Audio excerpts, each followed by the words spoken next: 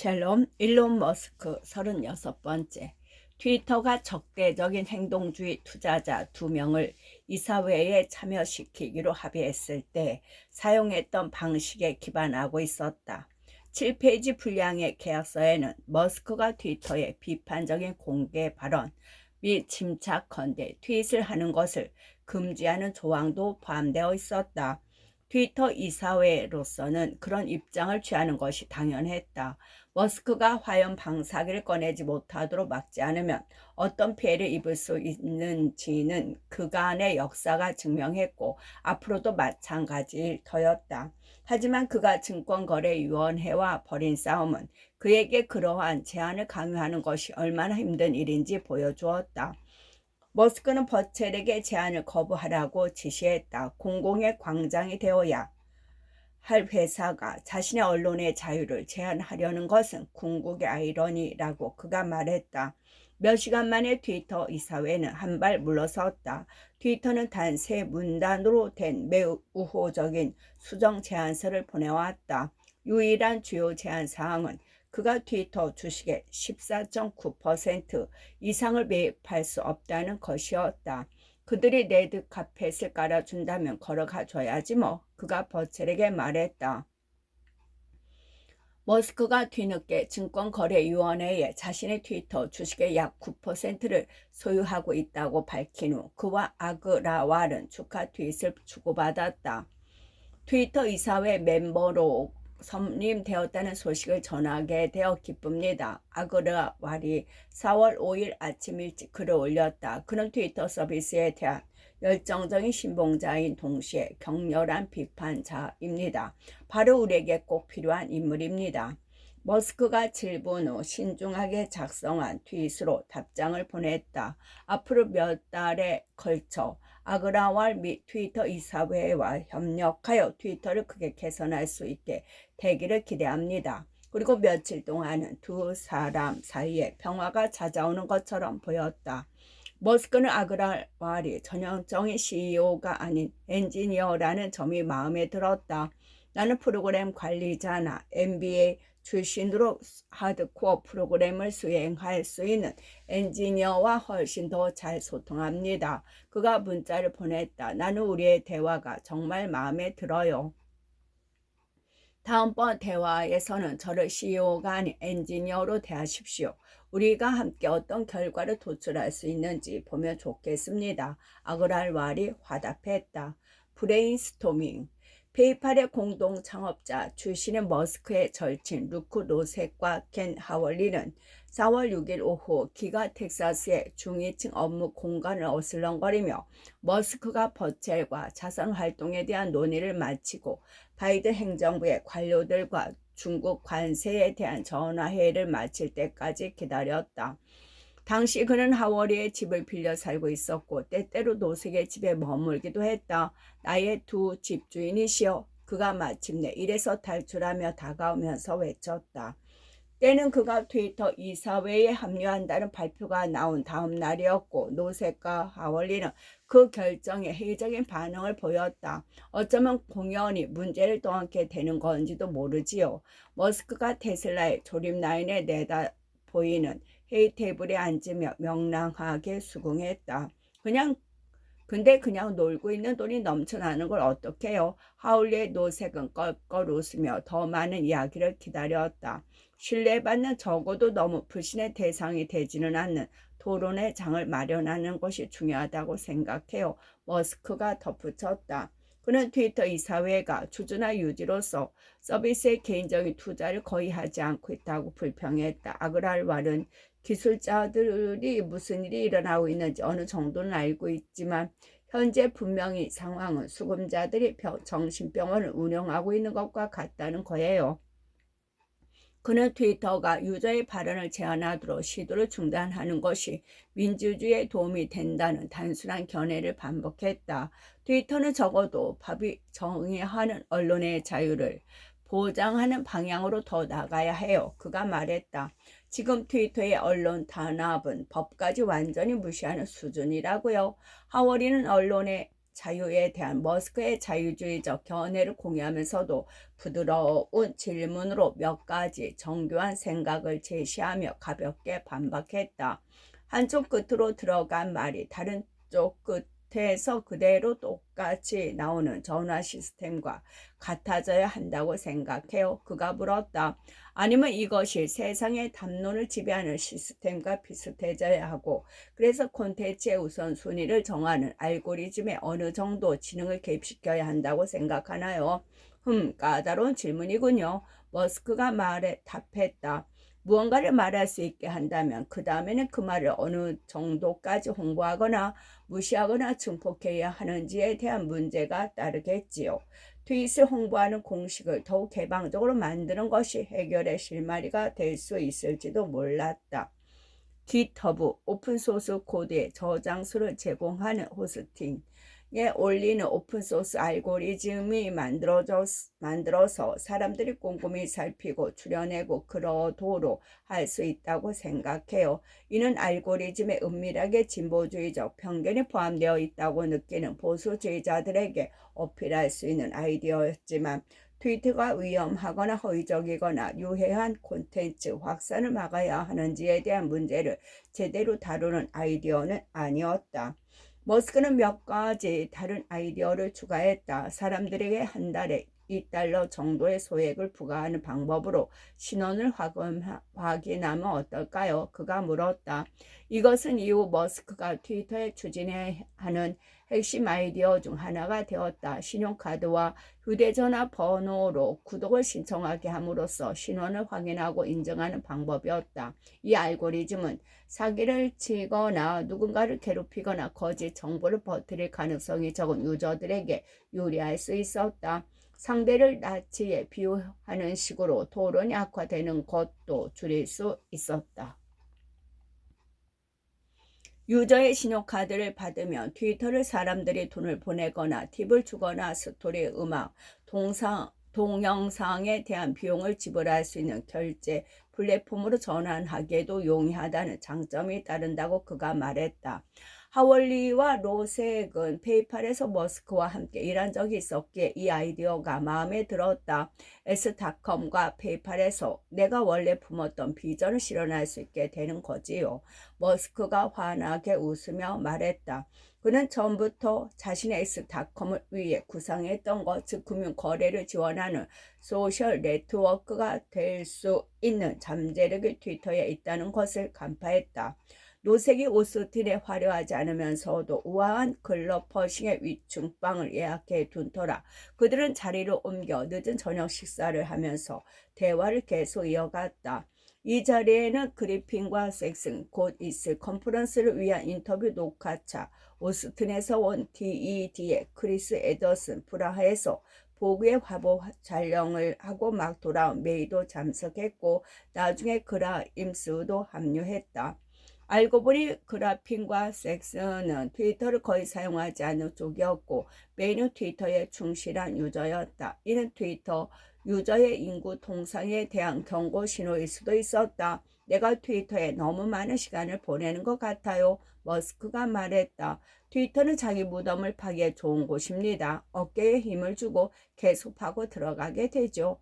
기가 테스트의 그랜드 오프닝. 기가 텍사스 공장의 그랜드 오프닝이 다음 날인 4월 7일 저녁으로 예정되어 있었다. 오미드 아프샤르는 1만 5천 명의 손님을 초대하는 기가 노데오를 계획했다. 머스크는 준비 과정을 감독하고 쇼 리허설을 하는 대신 3시간을 할애해 콜로라도 스프링스로 날아갔다. 그곳의 미 공군 사관학교에서 강연을 하기로 되어 있었기 때문이다.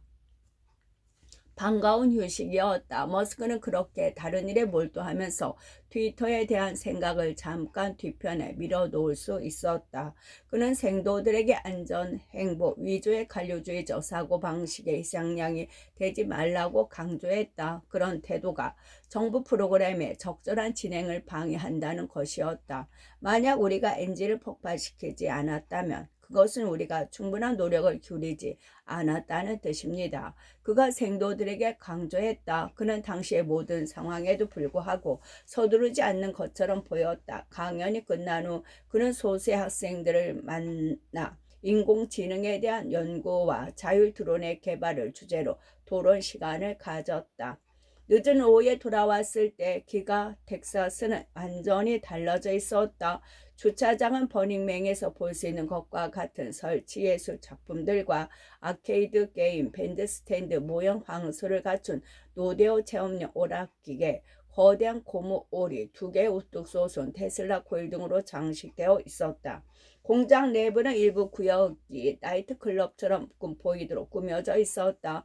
김벌은 니콜라 테슬라와 도지코인 마스코트 사이 버틀럭 등을 형상화한 드론쇼를 밤하늘에 펼칠 준비를 갖추었다. 유명 인사로는 해리슨 포드와 스파이크 리 감독, NFT 아티스트 피플 등이 참석했다. 머스크는 닥터 드레이의 노래가 울려 퍼지는 가운데 테슬라가 만든 최초의 자동차인 검은색 테슬라 로드스터를 타고 무대에 등장했다. 그는 10,000평 피트 규모의 공장이 얼마나 거대한지 가름할 수 있는 다양한 통계 수치를 제시한 다음 햄스터 1940억 마리를 수용할 수 있다는 말로 이해를 도왔다. 이어서 테슬라가 달성한 많은 이정표를 나열한 후 궁극적인 이정표가 될 것이라며 완전 자율주행을 강조했다. 완전 자율주행이 세상을 혁명적으로 바꿔놓을 것입니다. 그는 장담했다. 기가 텍사스의 개장 행사는 그저 승리감을 만끽하는 순간이어야 했다. 전기 자동차 시대를 선도하는 머스크는 이제 미국에서도 제조업이 번창할 수 있다는 것을 보여주고 있었다. 하지만 개장 축하 행사와 뒤풀이를 채운 웅성거림은 제조업의 기적에 대한 내용이 아니었다. 특히 김벌과 안토니오 루크, 심지어 매까지 머스크의 친구들과 가족들 사이에서 트위터에 대한 대화만 오갔다. 인류는 왜 뱀이 들끓는 늪에 몸을 던지려는 걸까? 이것이 인류의 남북 전쟁이 되는 건 아닐까? 발을 빼라고 설득해야 하지 않을까? 73장 트위터의 인수. 트위터 2022년 4월. 개혁을 위한 고민. 기가 로데오 다음 날 2022년 4월 8일 금요일 머스크는 김벌과 함께 브런치를 먹었다. 그는 트위터 이사회 멤버들과 나눈 대화에 실망한 상태였다. 사람들은 친절한데 아무도 트위터를 사용하고 있지 않아. 그가 말했다. 그런 상황에서 무슨 변화가 있겠어. 김벌도 고무적이지 않았다. 형은 이런 기업의 이사회 경험이 없어서 이게 얼마나 사람을 열받게 하는지 잘 모를 거야. 그가 말했다. 거기서 형 생각을 말하면 사람들은 미소 지으면서 고개를 끄덕일 거야. 그리고 무시해 버리지. 김벌은 일론이 블록체인을 기반으로 자신만의 소셜미디어 플랫폼을 시작하는 것이 더 나을 것이라는 의견을 피력했다. 그러면 도지코인을 이용한 결제 시스템을 포함시킬 수도 있겠지. 일론이 골똘히 생각했다. 브런치를 마치고 헤어진 후 일론은 김벌에게 트위터 방식의 단문 메시지는 물론이고 결제까지 처리할 수 있는 블록체인 소셜 미디어 시스템에 대한 아이디어를 구체화한 후 문자를 몇 통 보냈다. 중앙 서버가 없기 때문에 목을 조를 일도 없을 테니 언론의 자유가 보장될 것이라는 내용 등이었다. 또 다른 방법은 단순히 트위터 이사회에 참여하는 것이 아니라 트위터를 인수하는 것이라고 일론은 말했다. 나는 트위터가 벼랑 끝으로 치닫고 있다고 생각하기 시작했어요. 이사회 멤버가 되는 것만으로는 트위터를 구할 수 없다는 생각도 들었지요. 그는 말한다. 그래서 트위터를 인수해서 비공개 기업으로 전환하고 문제를 해결해야겠다고 생각한 겁니다. 그는 이미 문자 메시지와 공개 트윗을 통해 트위터 이사회의 우호적인 합류 제안에 대한 수락 의사를 밝힌 상태였다. 하지만 김벌과의 브런치 후에 그는 버칠에게 전화를 걸어 아무것도 확정하지 말라고 지시했다. 아직 생각할 것이 남아 있었다. 이사 선임 발표 그리고 번복. 그날 저녁 머스크는 랠리 앨리슨의 집에 있는 하와이 라니의 섬으로 향했다. 오라클의 창업자인 앨리스는 섬 중앙의 언덕에 고요한 저택을 지어놓았고 그래서 머스크에게 해변에 있는 자신의 오래된 집을 사용하도록 했다. 머스크는 가끔씩 데이트하는 여성 중 한 명인 호주 여배우 나타샤 버셋과의 조용한 만남을 위해 이 여행을 계획했다. 하지만 머스크는 편안하게 짧은 휴가를 즐기는 대신 그곳에 머문 4일 동안 대부분의 시간을 트위터에 대해 어떻게 하면 좋을지 생각하면서 보냈다. 그날 전날 밤 내내 잠을 못 이루며 트위터가 직면한 문제에 대해 고민했다. 버락 오바마, 저스틴 비버, 케이티 페리 등 가장 많은 팔로워를 보유한 사람들의 목록을 살펴본 머스크는 그들이 더 이상 활발하게 활동하지 않는다는 사실을 깨달았다. 그래서 하와이 시간으로 새벽 3시 32분에 트윗을 날렸다. 이 인기 계정들 대부분이 트윗을 거의 하지 않고 콘텐츠도 거의 올리지 않고 있네요. 트위터가 죽어가고 있는 건가요? 트위터의 CEO 아그랄 왈이 있던 샌프란시스코는 오전 6시 30분이었다. 그로부터 약 90분 후 아그랄 왈은 머스크에게 문자 메시지를 보냈다. 대표님은 트위터가 죽어가고 있는가? 라는 질문을 포함해 트위터에 대해 어떤 이야기든 자유롭게 트윗할 수 있지만 제게는 그런 것이 현재 상황에서 제가 트위터를 개선하는 데 도움이 되지 않는다고 말씀드려야 할 책임이 있습니다. 머스크가 더 이상 트위터를 비방할 권리가 없음을 암시하지 않도록 조심스럽게 표현된 절제된 글이었다. 그는 우리의 업무 수행 능력에 방해가 되는 산만함을 피하는 방법에 대해 곧 서로 대화를 나눠야 할 필요가 있다고 덧붙였다. 머스크가 문자를 받았을 때는 하와이 시간으로 새벽 5시가 조금 지났을 때였지만 그는 여전히 시간과 상황에 대해 다소 강경한 태도를 취하고 있었다. 1분 후에 그는 비아냥거리는 답장을 보냈다. 이분 주에 뭐라도 완수할 일이 있나요? 상대를 깔아뭉개는 머스크의 궁극적인 일격이었다. 이어서 그는 운명적인 일격사격을 가했다. 나는 이 사회에 합류하지 않을 겁니다. 그것은 시간 낭비입니다. 트위터를 비공개 기업으로 전환하기 위해 인수를 제안할 겁니다. 아그랄 왈은 충격을 받았다. 이미 그가 이 사회에 합류한다고 발표한 상황이었다. 그가 적대적 인수를 시도할 것이라는 경고 신호는 전혀 없었다. 얘기 좀 할 수 있을까요? 그가 애처롭게 물었다.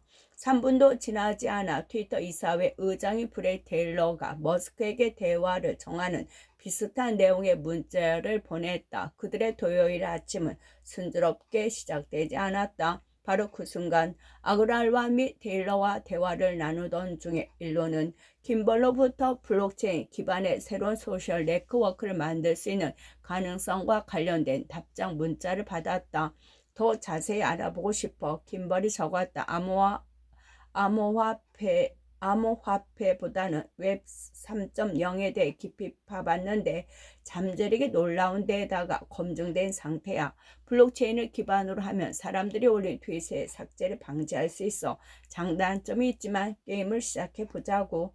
블록체인을 기반으로 하고 결제 기능을 포함하는 새로운 소셜미디어 회사가 필요하다고 생각해. 일론이 답장했다. 그리고 김벌과 새로운 소셜 네트워크를 만드는 것에 대해 의논하면서도 그는 아그랄왈과 테일러에게 트위터를 인수하고 싶다고 거듭 강조했다. 비공개 기업으로 전환한다는 인수 제안을 기대하세요. 그가 문자를 보냈다. 상황을 이해할 수 있도록 5분만 시간을 주시겠습니까? 테일러가 물었다. 아그랄과 이야기를 해서 트위터를 변화시키는 것은 효과가 없을 겁니다. 머스크가 다시 문자를 보냈다. 과감한 조치가 필요합니다. 당신이 이 사회에 합류하고 고작 24시간이 지났습니다. 테일러가 문자를 보냈다. 요점은 알겠습니다만 갑작스럽게 마음이 바뀐 이유를 알고 싶습니다. 머스크는 거의 2시간을 기다렸다가 답장을 보냈다. 하와이는 오전 7시가 넘은 시간이었고 그는 아직 잠자리에 들지 않은 상태였다. 곧 돌아갈 겁니다만 얘기는 내일 나누기로 하지요. 하와이에 도착했을 때 이 사회에 참여하는 것으로는 트위터를 변화시킬 수 없다는 사실을 분명히 깨달았다고 머스크는 말한다. 나는 기본적으로 헛힘이나 쓰도록 우롱당하고 있었어요. 그는 말한다. 그들은 내 말을 듣고 고개를 끄덕이곤 아무것도 하지 않으려 했지요. 더 이상 이 사회에 괜히 끌려 들어간 느낌도 갖기도 싫었고 또 거기서 부역자 노릇이나 하고 싶지도 않았어요. 돌이켜 생각해보면 충분히 고려한 이유처럼 들린다. 하지만 당시에는 다른 요인이 하나 더 있었다. 머스크는 상당히 들뜬 기분에 젖어 있었고 종종 그렇듯이 충동적으로 행동하고 있었다. 그날 오후, 그러니까 4월 9일 토요일에 그는 버첼에게 문자를 보내 트위터를 인수하기로 결정했다는 소식을 전했다. 진짜야? 그가 확언했다. 9% 주주로서 회사를 바로잡을 방법이었고 주식시장에서는 다음 분기 이후에 대해서는 제대로 생각을 못하지. 트위터와 북과 사기꾼을 제거해야 할 필요가 있어. 그러면 일일 유저 수가 급감한 것처럼 보이겠지. 버첼은 모겐 스탠리의 한 은행가에게 문자를 보냈다. 시간 내서 전화 좀 주세요. 그날 밤 그들은 트위터와 합리적인 인수 가격을 도출하고 머스크의 자금 조달 방법을 구체화하기 위한 작업에 돌입했다. 그 와중에도 머스크는 트위터에 대한 무차별 사격을 멈추지 않았다. 그는 트위터에 샌프란시스코 사무실에 대한 여론조사를 제시했다. 어차피 아무도 출근하지 않는 트위터 샌프란시스코 본사를 노숙자 쉼터로 전환하는 게 어떨까요? 하루 만에 150만 명이 투표를 했고 91% 이상이 찬성했다. 저기요, 오늘 저녁에 대화 좀 나눌까요? 테일러가 그에게 문자를 보냈다. 당신의 트윗을 보니 더욱 시급히 당신의 입장을 이해해야 할 필요가 있을 것 같네요. 머스크는 대답하지 않았다. 일요일 테일러는 포기했다. 그는 머스크에게 그가 마음을 바꿔 이 사회에 합류하지 않기로 결정했다고 트위터에서 발표할 것이라고 말했다. 머스크는 좋은 생각입니다. 라고 답했다. 트위터를 비공개로 전환해서 개혁한 다음에 다시 시장에 공개하는 것이 더 낫다는 의견입니다. 아그랄와는 그날 늦은 밤 트윗을 통해 이를 공식화했다. 일론의 이사 선임은 4월 9일자로 공식 발효된 것이었지만 같은 날 아침 그는 더 이상 이 사회에 합류하지 않겠다고 밝혔습니다. 저는 이것이 오히려 긍정적인 결론이라고 믿습니다. 우리는 주주들이 이 사회에 참여하든 참여하지 않든 항상 주주들의 의견을 소중히 여겨왔으며 앞으로도 그럴 것입니다. 머스크는 하와이 시간으로 월요일 오후에 버첼 및 모건 스탠리 은행가들과 전화회의를 가졌다. 그들은 제안한 주가를 도출했다. 54.20달러, 테슬라의 비공개 전환 가격으로 도출했던 420달러처럼 트위터의 인수 가격으로 제안한 54.20달러에도 마리화나에 대한 인터넷 속어가 대포된 사실에 머스크와 버첼은 웃음을 터뜨렸다. 이런 과도한 장난 같은 농담도 없을 것 같군요. 머스크가 말했다. 트위터를 인수할 가능성에 흥분한 그는 블록체인 기반에 대안에 대한 아이디어를 플랜 B라고 부르기 시작했다. 인수 제안. 그라임스는 머스크에게 자신의 고향이 밴쿠버에 함께 가자고 조르고 있었다. 부모님과 연로하신 조부모님께 X를 보여드리고 싶어서였다.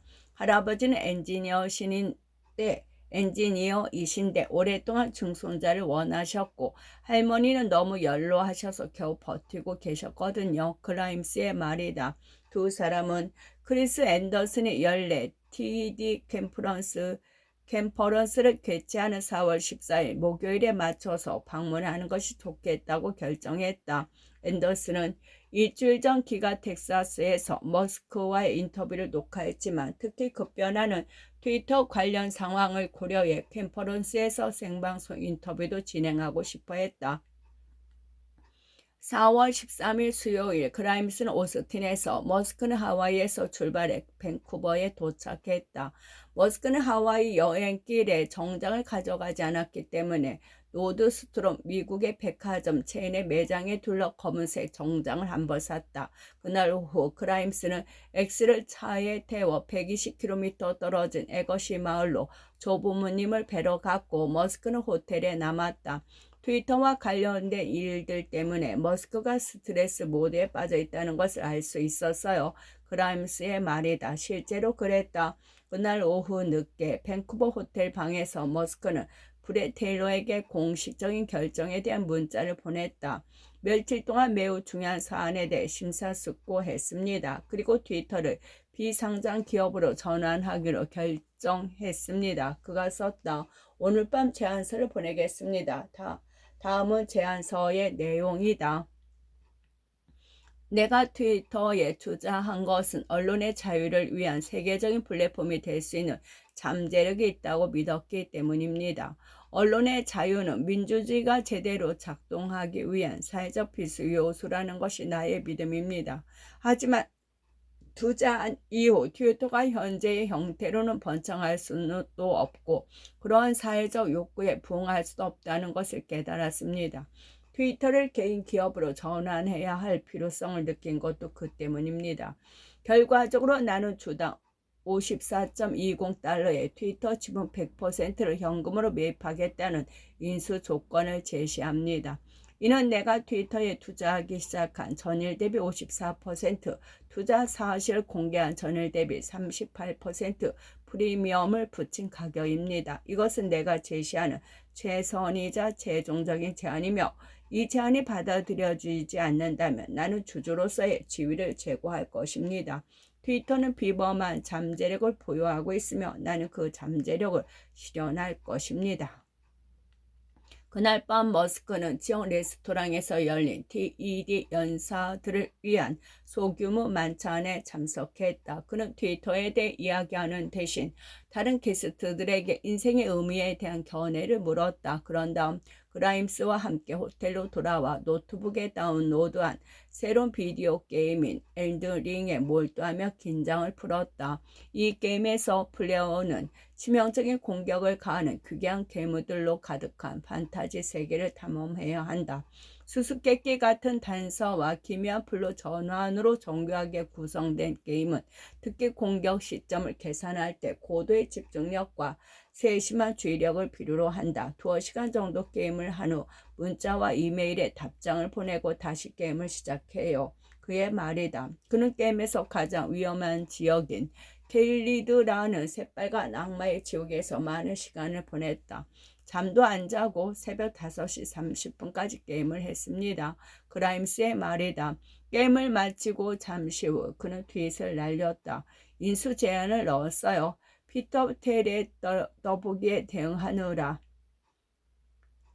멜랑렐의 가속 페달을 있는 대로 밟아 사고를 낸 이래로 그가 자신의 충동을 이렇게 값비싸게 분출한 적은 없었다. 나베이드의 질문.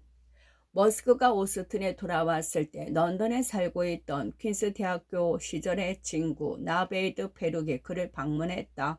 30여 년 전 함께 전략 게임을 하고 공상과학 소설을 담력하며 사고에 능숙하지 않은 괴짜로 유대감을 쌓은 이래로 페룩은 사적인 이야기를 공유하고 아버지나 가족에 대한 고민을 논의하고 가끔씩 외로움을 털어놓을 수 있는 머스크의 몇 안 되는 진정한 친구 중 한 명이 되었다.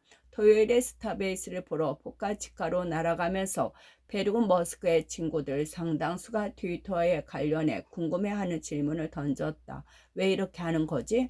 머스크는 단순히 언론의 자유 문제에 대해 생각하는 것을 넘어선 상태였다. 그는 트위터를 음악, 동영상, 스토리 유저 제작 콘텐츠를 공유하는 훌륭한 플랫폼으로 만들고 싶다고 설명하는 것으로 페룩의 질문에 답했다.